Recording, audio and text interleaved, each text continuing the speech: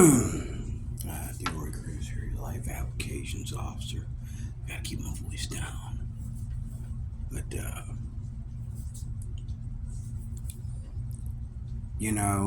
every time I see Donald Trump, on TV, um, TV commercials and stuff like that,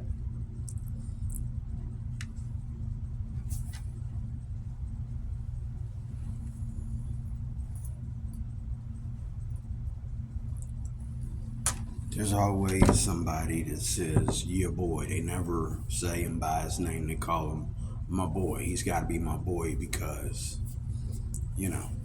Okay, I'll accept that. Um, he's always got to be my boy. Um,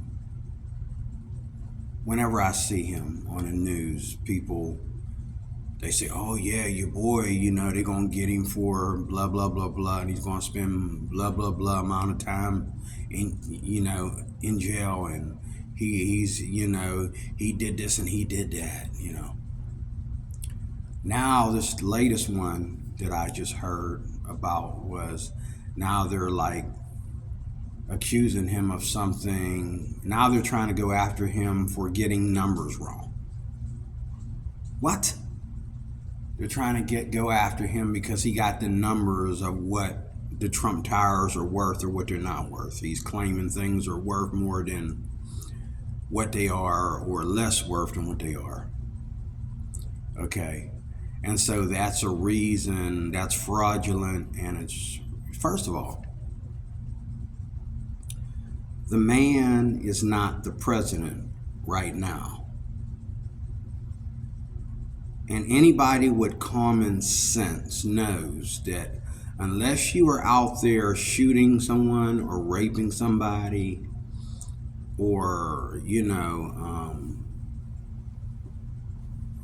threatening somebody, threatening to kill or hurt somebody personally, on a personal level, nobody cares what you do or what you say when you're not the president. You're not in the White House to begin with. And nobody, even if you are in the White House, we really don't care about people's personal lives. But because he's Trump, we have to care about his personal life. We have to go after everything he's got. We have to go after everything. And if we can't go after everything he's got, we'll attack his family and go after his family. Well, screw what's going on with the Biden family. Let's go after his son. Let's go after his daughter. Let's go after Melania. Let's go after everybody. Because why, folks? Because they're trying to keep him out of the next election. They're trying to keep him out of the presidency forever. And why is that? Is it because he really, really, really is a danger to this country? You're telling me that the court systems can't handle Trump. Is that what's going on? You're telling me that the court systems can't handle this man. The court systems can't, they just keep failing at finding him guilty. They're failing at finding him guilty because whoever they're going to find this man guilty of something is a lot more mature and sticking to policy more than they are. Whoever this is that they keep taking Trump cases, and this guy or this woman or this panel of people will not incriminate this man and lock him up, you got to ask yourself why. It's because they are going by the book and not by the rhetoric. They're going by the book and not hearsay. They're going by the book. They're going by the evidence. They're going by the facts and not by the fact that Democrats don't like certain Republicans like Trump. Trump might be the worst Republican that ever existed in a Democratic phase. And to a lot of Republicans, he might be a little bit exaggerative or too exaggerative of a president for the Republican Party. But nevertheless, he did not break any rules against the party. First of all, we don't have to be Democrats if we're Republicans, and vice versa. If I'm a Republican, I don't have to act like a Democrat. Okay, I don't have to act like a Democrat if I'm a Republican. If I'm a Republican, I'm going to do Republican things. And how many Republicans have actually done Republican things? Not that many. They have not. They have done only a part of what Republicans do, and they let the Democrats tell them what to do. But Trump, not so. Trump would not let Democrats tell him what to do. And he tried to clean out the White House and put Republicans in places where Democrats have been for years. It's not fair that you have two parties, but one party has more of the House than the other party. That's not fair, okay?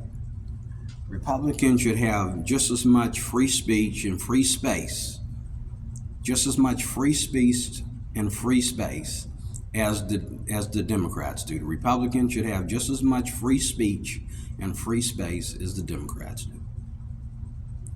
It's not fair that it's split up like that, where the Democrats have most of the House and the Republicans only get a portion, and that's mainly only when they're running. Okay? And this is why they're able to keep bringing up cases against Trump, because they have the House. But the fact of the matter remains is whoever they're taking their cases to is not dropping the hammer, because he's going by policy and he's going by the book instead of the rhetoric, instead of the hate, instead of the, and it's a game. It's a big game. And I want to say one more thing in closing. They're not just after Trump. A nation that hates Trump is a nation that hates you.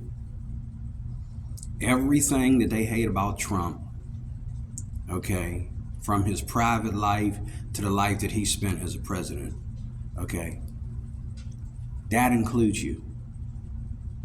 That includes you. You as a Democrat and you as a Republican. That includes both of you.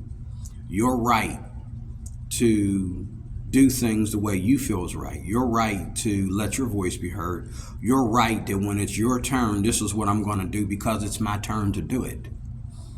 When I get done doing it, then you can fix it back if you want to, but right now it's my turn. But yet, Trump had no right to take those turns when he was, the Republican president. He had no right to take those turns, but that's not policy, is it? He did have a right to take those turns. He did have a right. What he did with the border and the wall and all that stuff, he had a right. It doesn't matter what you think about it. He had a right to do it according to policy. And he did it. He went to the limits. He went the distance with the policies, okay, where other Republicans didn't. And so therefore, restraining Trump and keeping him out of this election is keeping you out of this election. Your opinions, your right to free speech, your right to make free decisions, your right to be smarter and better, they're taking that away from you. Once Trump is gone, you ain't going to be able to do squat. You ain't going to be able to say squat. Trust me. So, there's a line between what we hate and what we don't want to hear and what we point our finger at and all like that. There's a line between all that and reality. There's a fine line between all that and reality. Today, people hate anybody that disagrees with them, but yet we live in a time and age when there's 100 billion things to disagree with. Good and well, all the stuff out there, anybody that would agree with all of it has got to be out of his freaking mind. Good and well, we cannot agree with everything that's going on right now. There's too much of it going on. Too much negativity and paganism going on. We can't agree with all that. But Trump stood his ground, and he's still standing his ground. And a war against you, a war against Trump is also a war against you. Remember that. I am DeRoy Cruz. Thank you for watching.